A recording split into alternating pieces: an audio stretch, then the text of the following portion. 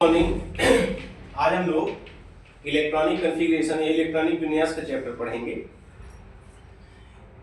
आप लोगों को मैंने 1 से 20 तक और 1 से 30 तक सिंबल्स तैयार कराए हैं, ठीक है ना। और एटॉमिक नंबर, तो एटॉमिक नंबर अगर याद है तो हम इलेक्ट्रॉनिक विन्यास लिख सकते हैं और उसकी सहायता से फिर वो पॉजिटिव आयन है, निगेटिव आयन है, यानी एनायन या कैटायन या वैलेंसी, ये चीजें हम फाइंड आउट कर सकते हैं। यहाँ पर एक फार्मूला आवश्यक है, सूत्र 2n²।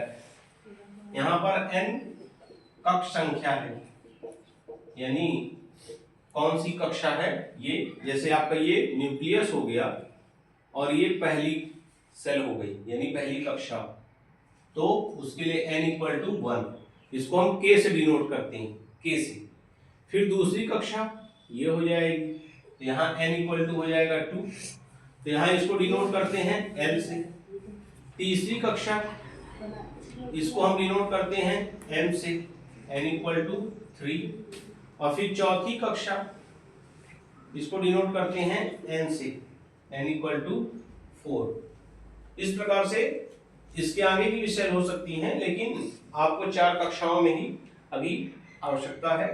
K L M N symbol के रूप में अगर लेंगे तो K L M N से यूज करते हैं और नंबरिंग के रूप में 1 2 3 4। अब यहाँ पर मैक्सिमम इलेक्ट्रॉन 2n² होता है। अगर नंबर ऑफ सेल 1 है तो यहाँ पर 2 × 1 का वर्ग बराबर 2, अधिकतम 2 इलेक्ट्रॉन या 2 इलेक्ट्रॉन ही हो सकते हैं। अगर नंबर ऑफ सेल 2 है तो 2 × 2 का स्क्वायर, यहाँ पर 8 इलेक्ट्रॉन। इसी तरह इसमें जाएंगे तो 2 × 3 का स्क्वायर, यहाँ पर 18, और यहाँ जाएंगे तो 2 × 4 का स्क्वायर = 32। तो अधिकतम इलेक्ट्रॉन 2 8 18 32 हो सकते हैं। इसमें इन कक्षाओं में ये कक्ष संख्या है। जैसे हमारे क्लासरूम में मान लो कोई क्लास लगती है और उसकी स्ट्रेंथ इतनी है कि 40 स्टूडेंट्स ही बैठ सकते हैं, ठीक है ना। तो अगर हम 50 उसमें बैठाएंगे तो फिर दिक्कत होगी। ऐसे ही इसमें 2 से ज्यादा, 8 से ज्यादा, 18 से ज्यादा और 32 से ज्यादा इलेक्ट्रॉन नहीं रखते। अब इलेक्ट्रॉनिक कॉन्फ़िगरेशन या इलेक्ट्रॉनिक विन्यास लिखते कैसे हैं? तो जैसे हाइड्रोजन का सिंबल 1 होता है तो इसका इलेक्ट्रॉनिक विन्यास 1। हीलियम का 2 होता है तो इलेक्ट्रॉनिक विन्यास 2।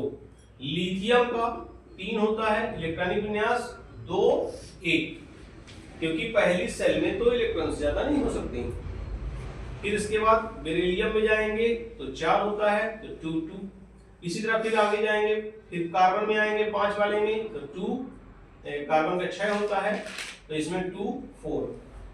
सबसे इंपॉर्टेंट है, ये ध्यान रखना, कार्बन की आगे चल के जरूरत सबसे ज्यादा पड़ेगी, क्योंकि ये बीचों बीच है।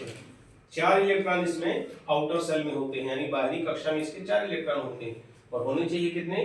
8 मैक्सिमम। ये आधे की स्थिति में, इसलिए ये सबसे इंपॉर्टेंट है।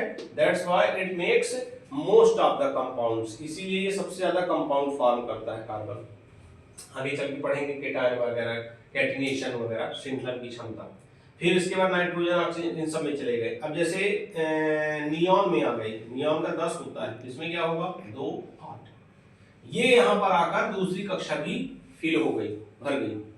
अब इसके बाद अगर मान लो हम आते हैं मैग्नीशियम में, मैग्नीशियम का 12 होता है तो इसको क्या करेंगे? 2 8 और यहाँ 2, ठीक।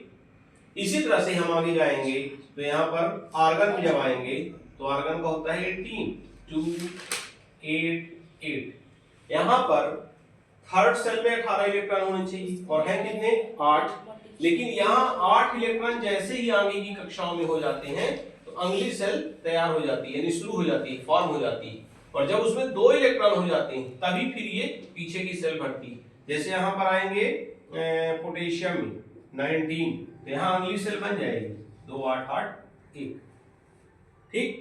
और इसके बाद फिर कैल्शियम में जाएंगे तो 2 हो जाएगा, और जब स्कैंडियम में जाएंगे 21 में तो 2 8, और यहाँ पर अब इलेक्ट्रॉन भरना शुरू होगा 9 वाला। तो इस प्रकार से ये जो रूल है, इस रूल के अकॉर्डिंग ही हम इसमें चलते हैं।